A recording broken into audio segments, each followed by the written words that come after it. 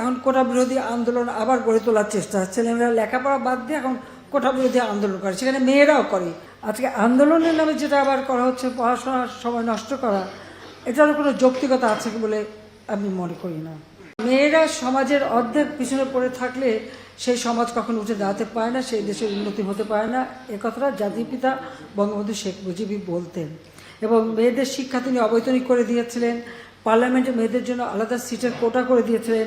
চাকরি ক্ষেত্রে নির্যাতিত মা বোন যারা, সেই নির্যাতিত মেয়েদের এবং নারীদের চাকরির ক্ষেত্রে আলাদা 10% কোটা তিনি ব্যবস্থা করে দিয়েছেন, এই জন্য যে নারীরা যেন যথাযথভাবে সমাজের বিভিন্ন স্তরে তার স্থানটা করে নিতে পারে।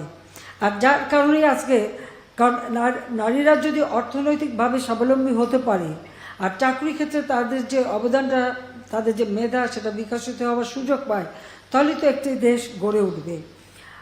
আমরা আজকে একটা জিনিস আমি না বলে পাচ্ছি না, আমি যে দেখেছি যে কি কোটা আন্দোলন, কি আমাদের মুক্তিযোদ্ধাদের জন্য যে কোটা, সেটা বাতিল করতে হবে, নারীদের কোটা বাতিল করতে হবে, অমক সমক, সেটা কিন্তু একবার বাতিল করা হয়েছিল, কিন্তু ফলাফলটা কি? পাবলিক সার্ভিস কমিশনের পরীক্ষার হিসাব যদি দেখা যায়, তখন দেখা যাবে যে আগে যেখানে কোটা থাকতে মেয়েরা যে পরিমাণ সুযোগ পেত, সেই পরিমাণ সুযোগ কিন্তু এই কয়েক বছরে আর পায়নি। এটা হলো বাস্তবতা। এমনকি অনেক অনেক জেলা, প্রত্যন্ত অঞ্চল, সে অঞ্চলের মানুষগুলি কিন্তু বঞ্চিত থেকে গেছে, তারাও চাকরি পাচ্ছে না। হাইকোর্ট ইতিমধ্যে, এবং এইরকম বঞ্চিত হওয়ার কারণেই কেউ মামলা করে, হাইকোর্ট একটা রায় দেয়।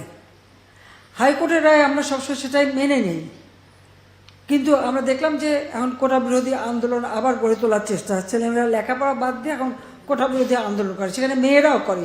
এখানে আমার একটা প্রশ্ন আছে, যারা এর আগে কোটা বিরোধী আন্দোলন করেছিল, তারা পাবলিক সার্ভিস কমিশনে কতজন পরীক্ষা দিয়েছিল আর কতজন পাস করেছে, সেই হিসাবটা একটু বের করা দরকার। তারা দেখা যে পরীক্ষা দিয়ে তারা বেশি পাস করেছিল, মেয়েরা বেশি পাস করে বেশি চাকরি পেয়েছে কিনা, সেটাকে তারা প্রমাণ করুক। আর হাইকোর্টের রায়, এটার বিরুদ্ধে এভাবে আন্দোলন করা, এটা তো সাবজুডিস, কারণ আমরা সরকার থেকে কিন্তু এভাবে কোনো কথা বলতে পারি না, কারণ হাইকোর্ট রায় দিলে সেখানে হাইকোর্ট থেকেই আবার আসতে হবে। কিন্তু আজকে আন্দোলনের নামে যেটা আবার করা হচ্ছে, পড়াশোনার সময় নষ্ট করা, এটারও কোনো যৌক্তিকতা আছে বলে আমি মনে করি না।